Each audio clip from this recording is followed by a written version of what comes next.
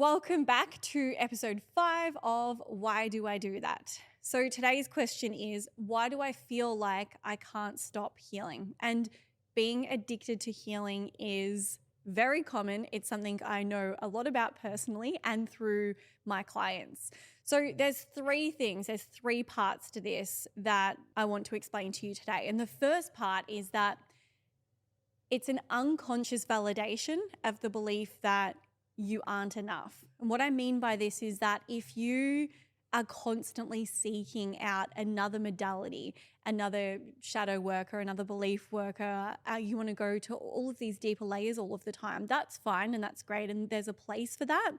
But what's actually happening is you are validating over and over that you aren't enough, that you're not fixed, that you are still broken, that you need more work.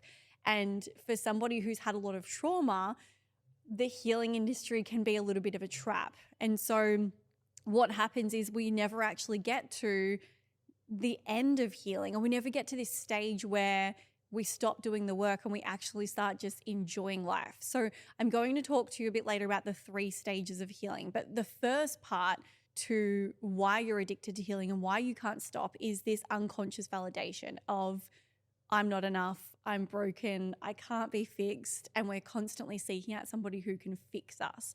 And at the end of the day, this is actually just a belief.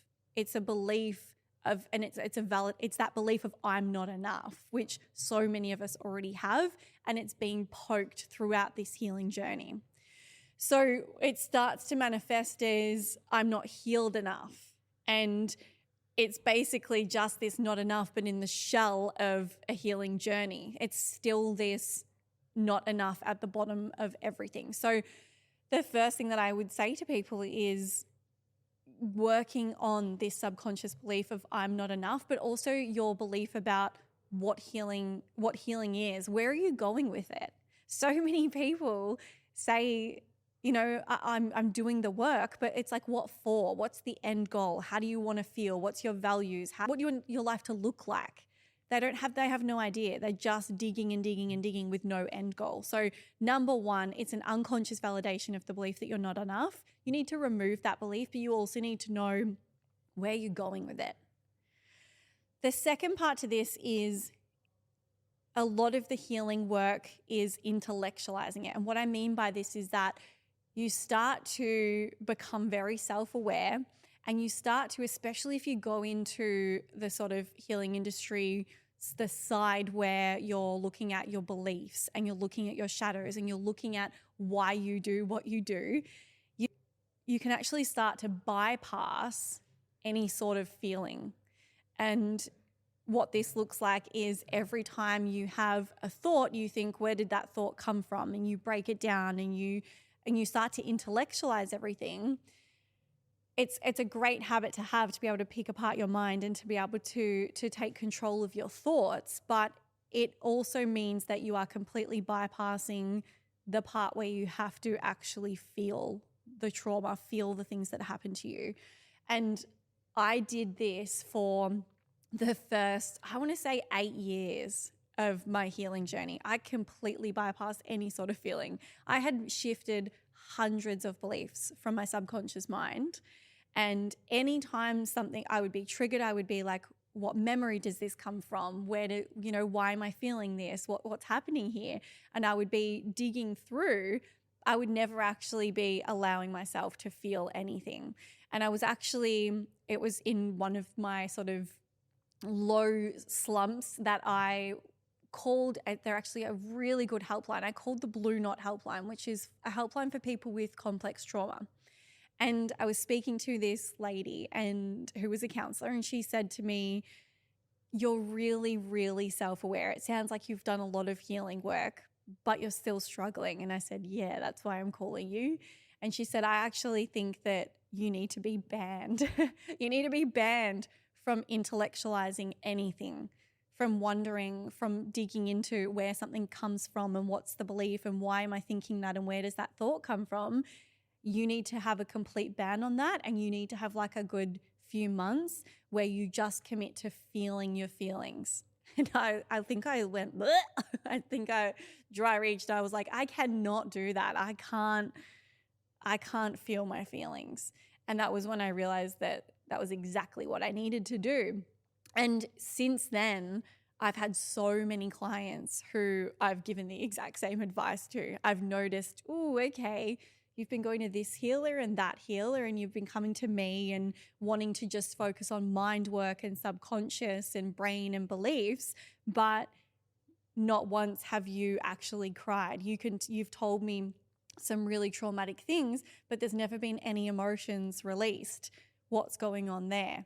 And so I tell them this story about how I bypassed my feelings for so long. And what happened to me was that I used breath work to tap into those feelings and to start to, bring up all of these stored emotions, because, emotion is just energy in motion, and it gets stuck in your body. And so even though I had healed these memories and I'd shifted these beliefs, I was still struggling because all of that emotion was still inside of me. And I like to think of it as like a bucket.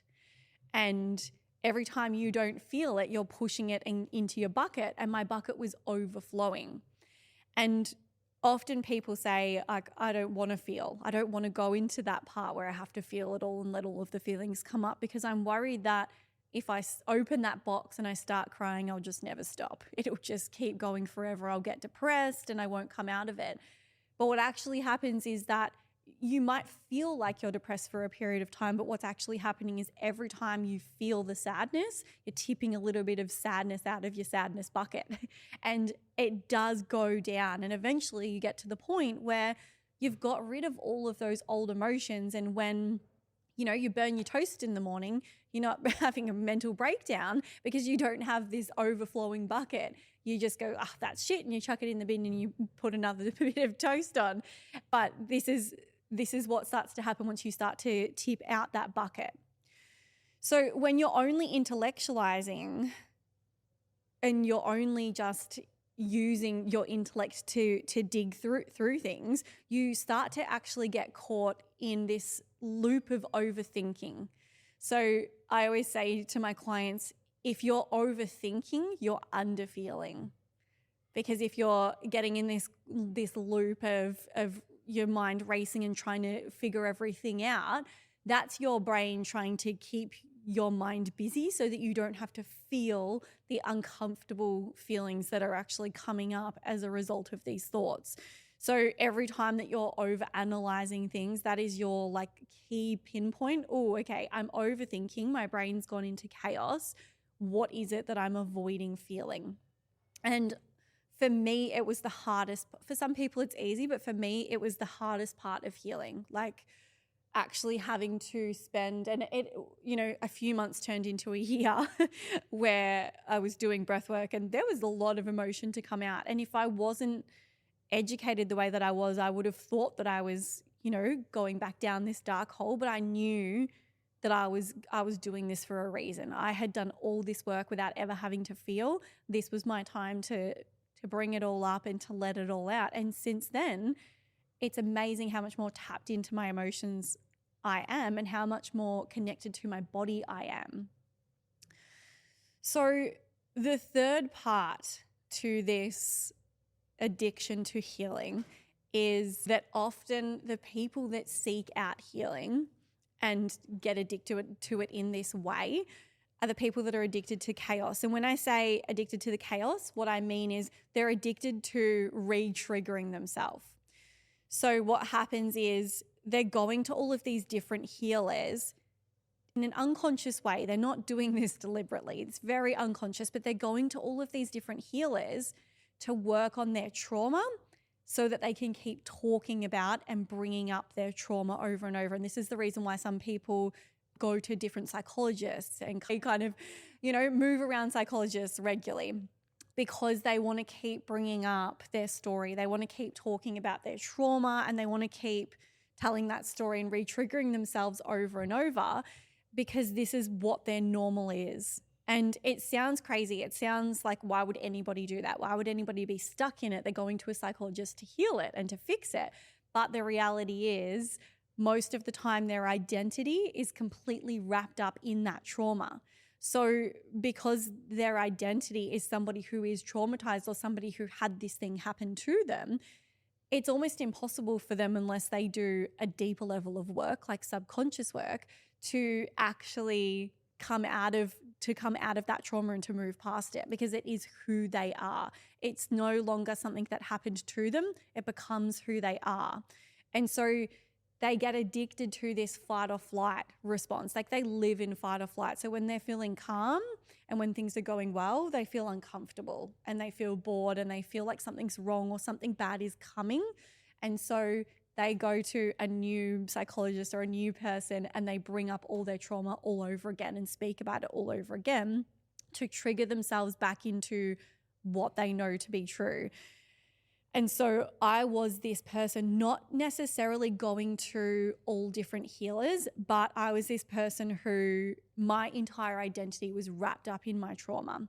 And healing became my obsession, which is a blessing because here I am talking about it and I learned so much. But I also became very addicted to self-help to the point where, I was reading books and it was bringing things up all of the time. And I ended up actually having to put a ban on myself from self-help.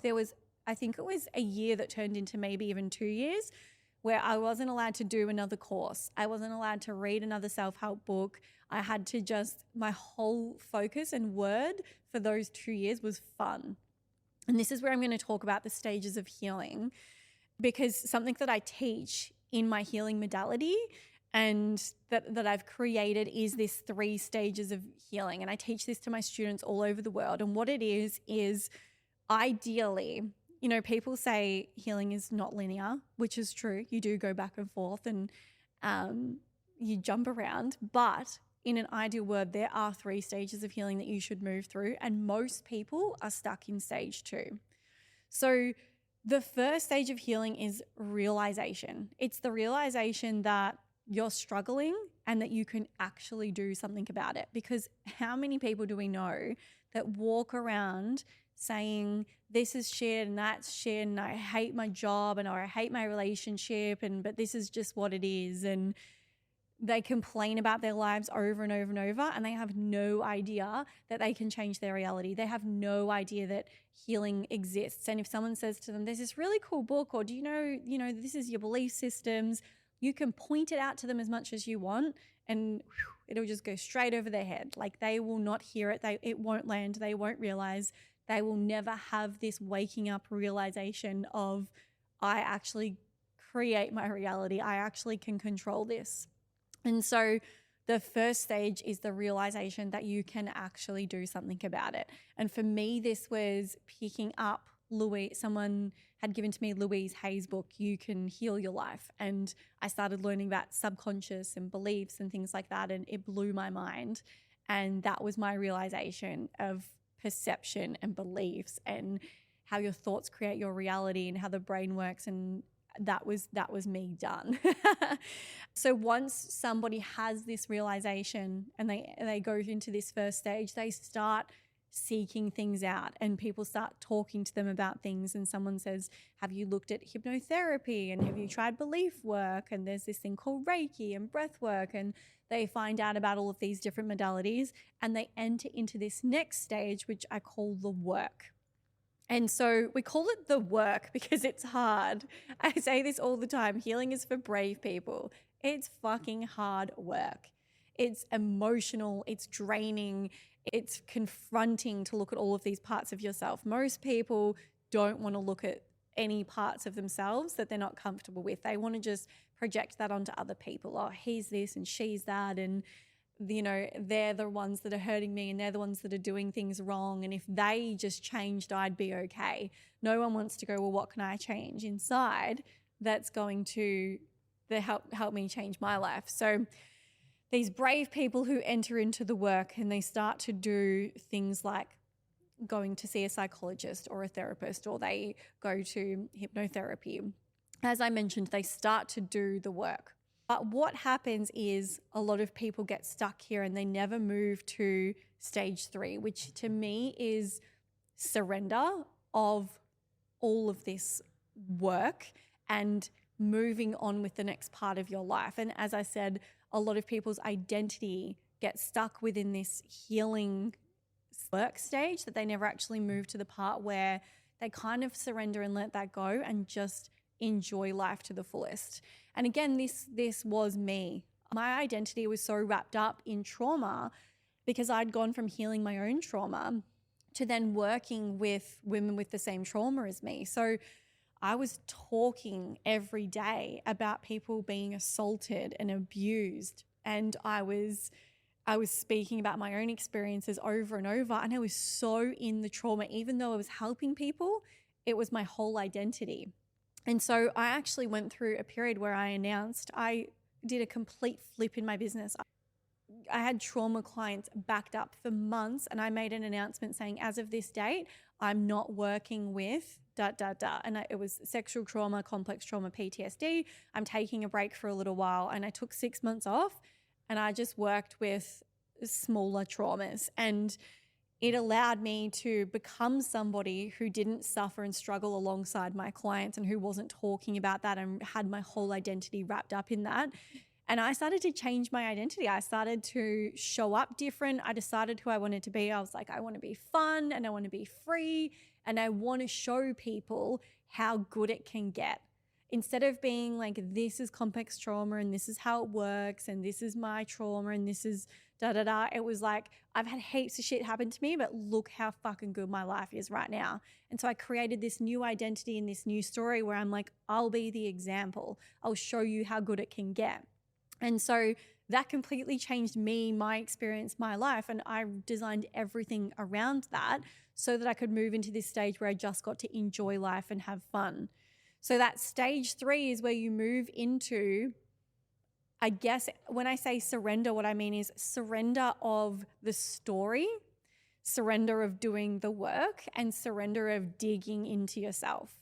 And so what I mean when I say this is, we're no longer having a thought and going, oh, where does that come from? What does that mean? Why am I thinking that? Is there a belief under that? We're having a thought and we're going, oh, that's a silly thought. Why am I thinking that? I'm just going to send that off and let that go and enjoy the rest of my day. We're really not intellectualizing or overthinking anything. We're just in a really calm way, surrendering and letting everything go. But what happens, and here's the curly bit, what happens is that so many people have this realization. They're like, oh my gosh, there's this whole world out there that I didn't know about, of spirituality and self-help and all of these different modalities. And what happens is some people in this realization part get introduced to, I guess, more spirituality, which is that third stage that I'm talking about is a very spiritual stage. But if you're introduced to that in the beginning, what happens is you can go from realization to surrender and completely skip the work, completely skip that stage 2. And what this looks like is a person who is completely traumatized. They have this realization and they get introduced to, say, Buddhism, which again had happened to me in the beginning. And the theories there are your story doesn't matter. It's your ego making up the story. You need to surrender your ego. You need to just, we're bigger than this humanness, and we need to understand that we're part of consciousness and all of this, and that our little existence and our stories don't matter. And so what happens is they have this realization, they feel great because they're like, oh, none of this matters. There's this concept that works for me. And they're meditating and they're going to transcendental meditations and silent workshops and all of these things. But what happens is as soon as something goes wrong in their life, all of their trauma comes back to the surface and they go down a big, deep, dark hole. And eventually they come back into spirituality. And what they're actually doing is there's a common term for it now. It's called spiritual bypassing. And what they're bypassing is this work stage. So when they're knocked off their meditation stool and back into reality, all of that trauma is still there because they haven't dealt with it. Because in reality, we have our spiritual self and we have our human self. And you can't just, when you're doing this like spiritual work, you're almost dissociating and checking out from your humanness. And so I always try to teach my students and anyone in my courses that you are a human being like you're a spiritual being, but you're having a human existence. And so when you're in your humanness and you're not, in transcendental meditation and in all these beautiful states, when you're in your humanness and you're at work and you're seeing friends and things like that, all your shit's going to come back to the surface if you haven't dealt with what is in your humanness. So this is where that work stage is so important, because you're not just skipping all of the hard work and going straight into the spiritual easy stuff. So if this is interesting to you and you're like, wow, I want to know more, I have a course called Self-Mastery. It's a 2.5-hour workshop that goes deep into all of this. And I talk through how to go through the stages, how to move through the stages, how to, when you move to stage 3 and you're feeling ultra spiritual, but something comes up, how to move back into stage 2 and then move back into 3, and how to move between these in a way that feels easy, where you have some emotions come up and you go, oh, interesting. I'm feeling a lot of sadness coming up today. I'm going to cry and then I'm going to get up and go and dance, and it's not going to be a worry. I'm not going to be depressed again. We're not catastrophizing. I talk through how to move through those stages of healing in a really flowy kind of way. So Self-Mastery is an amazing one. It's probably my favorite workshop I've ever done out of any of them. So that's me for today. If you have any more questions, always feel free to reach out. If you know somebody who needs to hear this, somebody who's addicted to healing, please send it on to them.